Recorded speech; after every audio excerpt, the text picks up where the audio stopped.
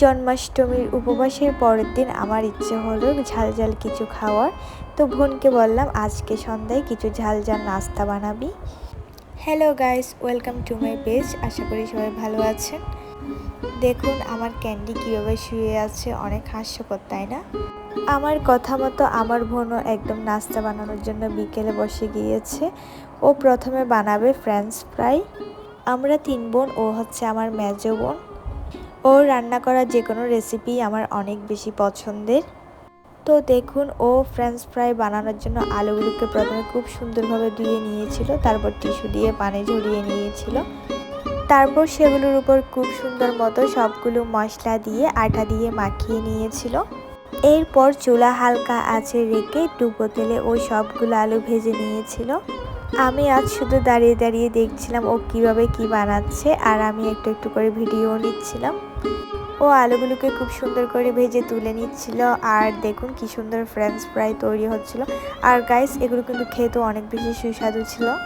এরপর আমি আবার ওকে একটু হেল্প করছিলাম, কারণ ও পরোটা বানাতে জানে না। তো আমি পরোটা বানানোর জন্য যা যা লাগে সব করছিলাম। আজকে সবগুলো রেসিপি ওই করছিল, শুধুমাত্র পরোটাই আমি বানিয়েছি। যদিও পরোটাগুলো আমি বেলিনি, আমার মা বেলে দিয়েছিল। আমরা কিন্তু আজকে সন্ধ্যায় সবাই মিলে অনেক অনেক এনজয় করেছি, আর অনেক মজার মজার খাবারও খেয়েছি। এদিক দিয়ে আমি পরোটাগুলোকে ভেজে দিচ্ছি। এই ছোট ছোট পরোটাগুলো দেখতে আমার অনেক বেশি কিউট লাগে।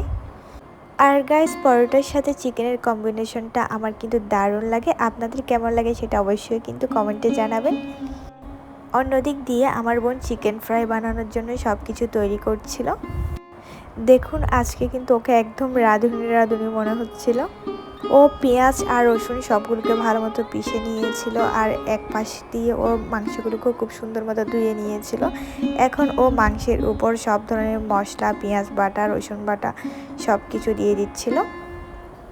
এরপর ও পরিমাণ মতো লবণ দিয়ে খুব ভালো মতো মাংসগুলোকে মাখিয়ে নিয়েছিল। এরপর ও এখানে সস, ডিমও ইউজ করেছে। মাংসগুলো সব কিছু দিয়ে খুব সুন্দরভাবে মাখানোর পর ও মাংসগুলোকে আটার মধ্যে মেখে মেখে খুব সুন্দরভাবে ডুবো তেলে ভেজে নিচ্ছিল। চিকেন ফ্রাই আমার অনেক পছন্দের একটা খাবার, তাও আবার পরোটার সাথে, তাহলে তার কথাই নেই। আসলে আজকে আমার সব পছন্দের খাবার রান্না হচ্ছিল। তো ও সবগুলো মাংস খুব সুন্দরভাবে ভেজে নেওয়ার পর এরপর ও আবার একটা টক বানাচ্ছিল। এই টকটাও কিন্তু দারুণ হয়েছে। ও দুটো আচার আর লবণ দিয়ে টকটা বানিয়েছিল। সব কিছু তৈরি করা শেষে এখন পরিবেশন করার পালা। ও কিন্তু একটা বড় সাইজের পেঁয়াজ কুচি করে নিয়েছিল, আর পেঁয়াজ কুচির পাশে যে ভর্তার মতো একটা দেখা যাচ্ছে, সেটা হচ্ছে মাংস ফ্রাই করার পর যে বাড়তি মশলাটা ছিল ওটাকে ও নাকি কিরকম ভেজে নিয়েছিল, যেটা আমি দেখি নাই, তাই ভিডিও করা হয়নি। তো যাই হোক, আজকের প্রত্যেকটা খাবার কিন্তু অনেক অনেক অনেক বেশি মজার আর লোভনীয় ছিল।